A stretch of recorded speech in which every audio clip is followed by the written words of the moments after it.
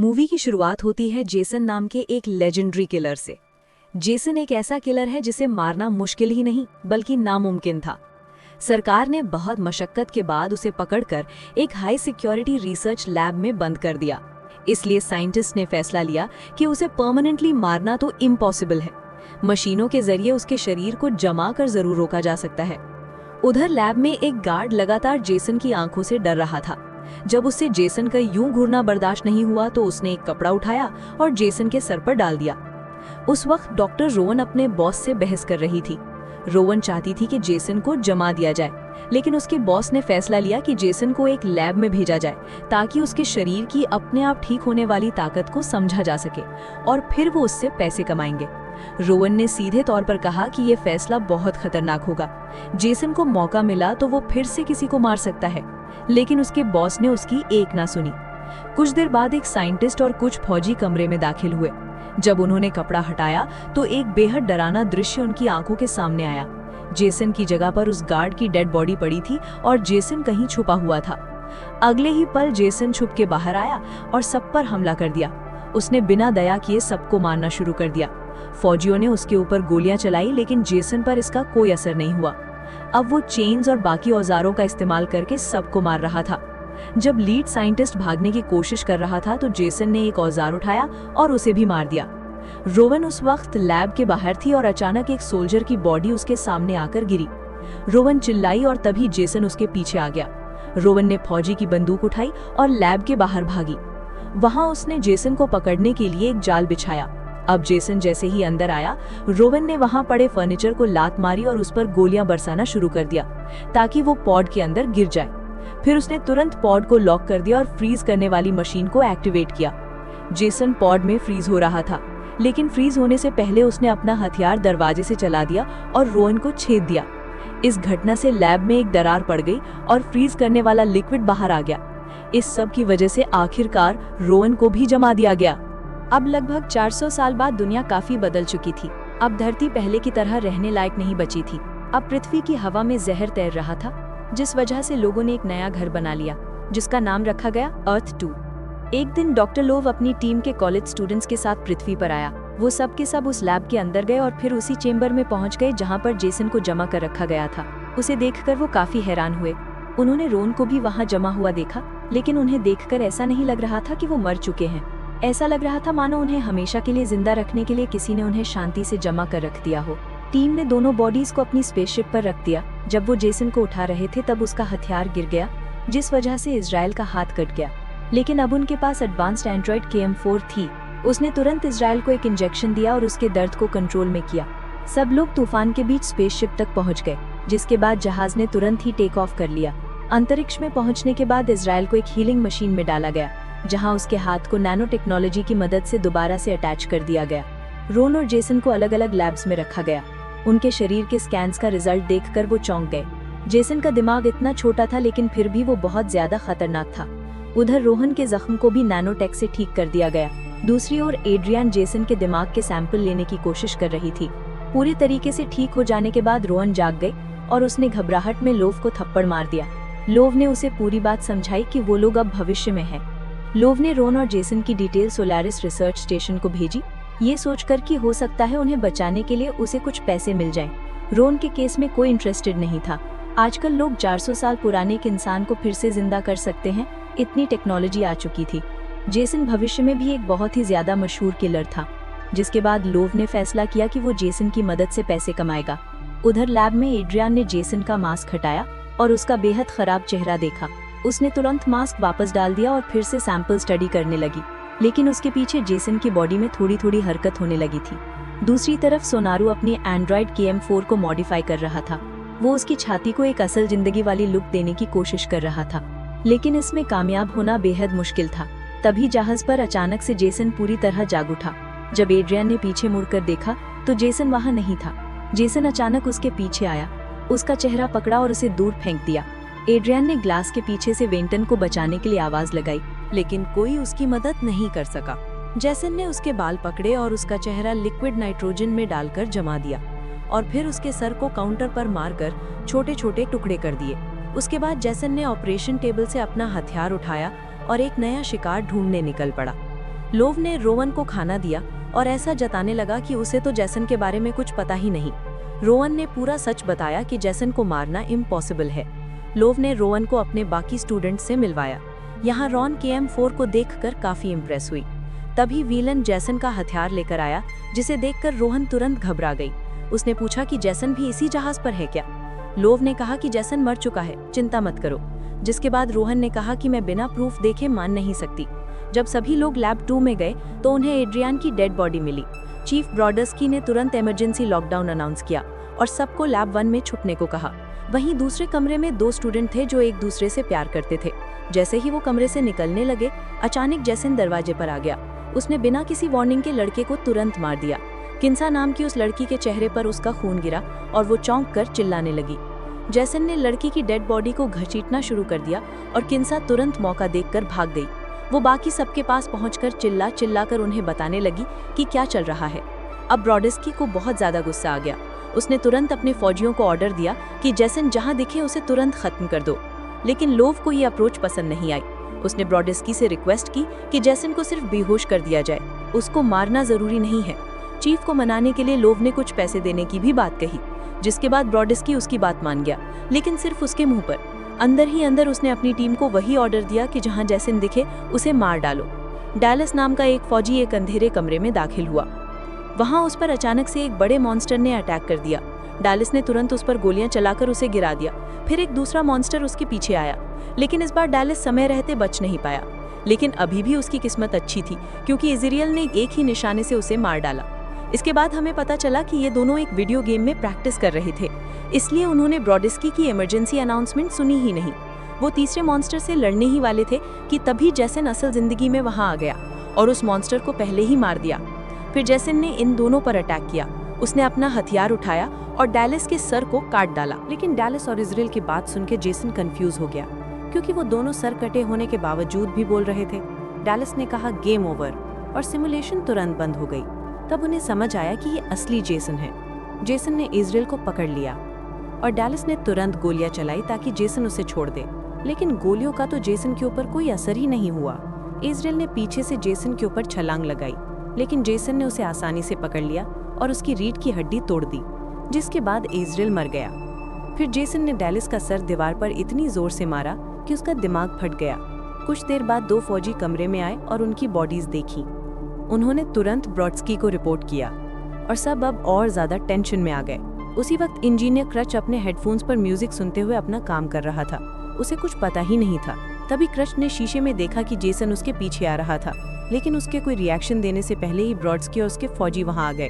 उन्होंने चिल्लाकर क्रच को झुकने को कहा और जेसन के ऊपर ढेर सारी गोलियां दाग दी। पूरा कमरा तहस नहस हो गया, लेकिन जेसन फिर भी बच गया। जब धुआं छटा तो जेसन की बॉडी वहां से गायब थी। इसके बाद क्रच तुरंत लैब 1 में चला गया। फौजियों ने 2 टीमों में बंटकर जेसन को ढूंढने का प्लान बनाया। उन्हें लगा कि जेसन अब बहुत बुरे तरीके से घायल है, लेकिन ये उनकी सबसे बड़ी गलती थी। जेसन ने पहले एक फौजी को चुपके से पीछे से उठाकर उसकी गर्दन तोड़ दी। फिर एक और सोल्जर को अकेले पाकर उस पर अपने हथियार से हमला किया। दोनों के बीच लड़ाई हुई और फौजी ने कुछ मुक्के भी मारे, लेकिन जेसन ने उसे रेल से उठाकर नीचे मशीनरी पर फेंक दिया। उस मशीन के तीखे हिस्से फौजी के शरीर में घुस गए और उसकी तुरंत ही मौत हो गई। जब फौजियों ने अपने साथियों की डेड बॉडीज देखकर ब्रॉडस्की को रिपोर्ट किया तो ब्रॉडस्की ने मिशन जारी रखने के ऑर्डर दिए।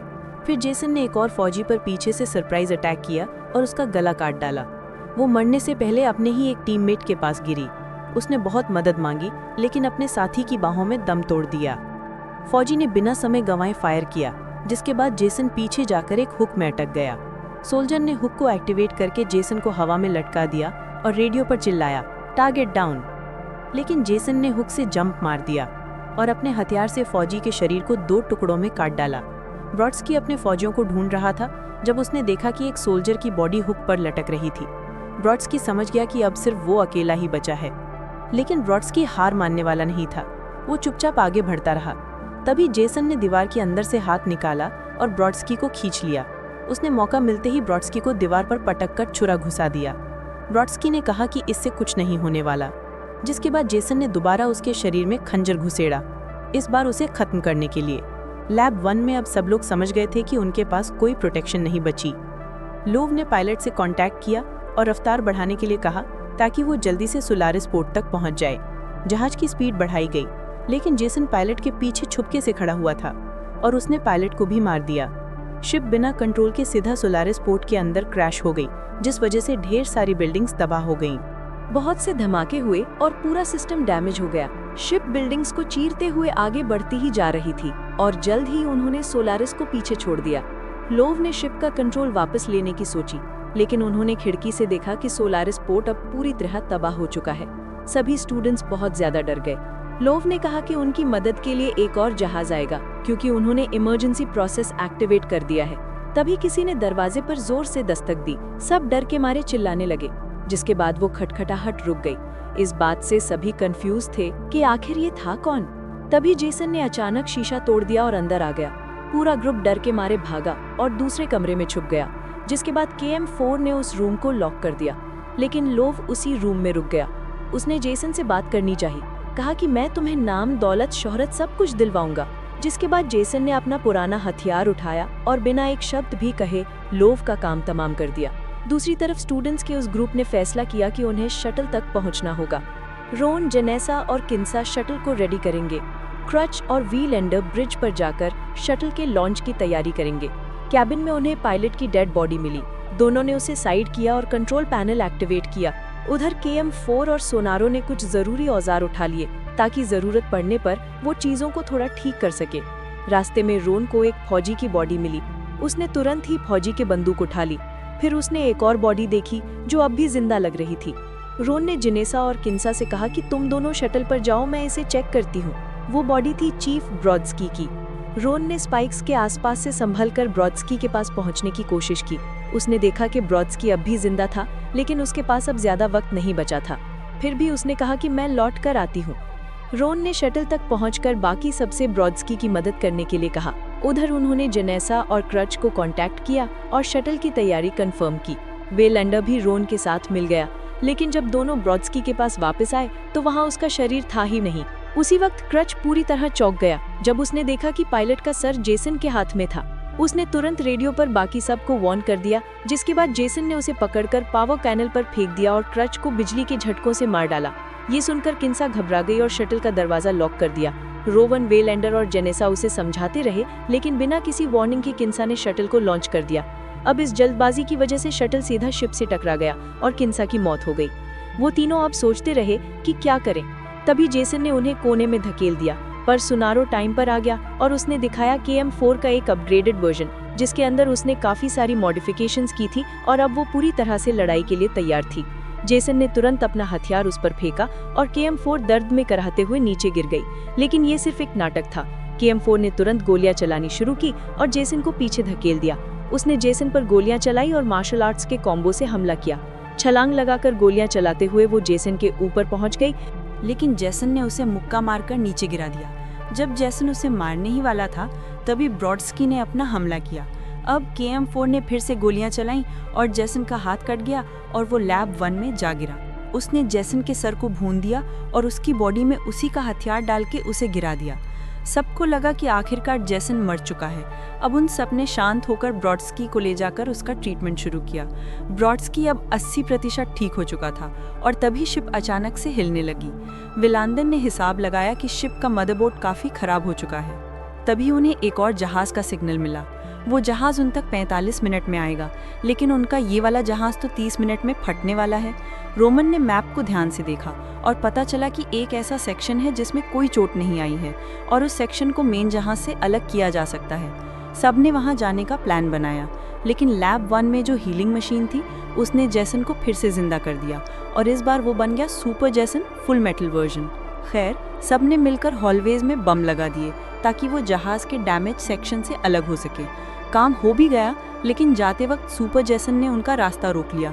KM-4 ने फायर किया, लेकिन गोलियों का उस पर कोई असर नहीं हो रहा था। जब उसने मुक्का मारने की कोशिश की तो जेसन ने तुरंत उसका सर धड़ से अलग कर दिया। सोनारो ने KM-4 का सर उठाया और इस दौरान रोनन ने उसे कवर दिया, लेकिन जेसन अब रोन का गला दबाने लगा। इसके बाद विलैंडन ने जेसन पर हमला करके सबको समय दिया ताकि वो सब भाग सके। सब लोग सेफ एरिया में चले गए और विलैंडन ने बॉम्ब्स को एक्टिवेट कर दिया, जिससे शिप के आधे हिस्से में धमाका हो गया और इस धमाके ने जेसन को स्पेस में उड़ा दिया। इस धमाके में विलैंडर खुद भी मारा गया। रेस्क्यू करने वाला जहाज अब पास आ चुका था, लेकिन तभी जैसन ने एक दीवार तोड़ दी और अंदर घुसने लगा। प्रेशर डिफरेंस की वजह से सब कुछ बाहर की तरफ उड़ रहा था।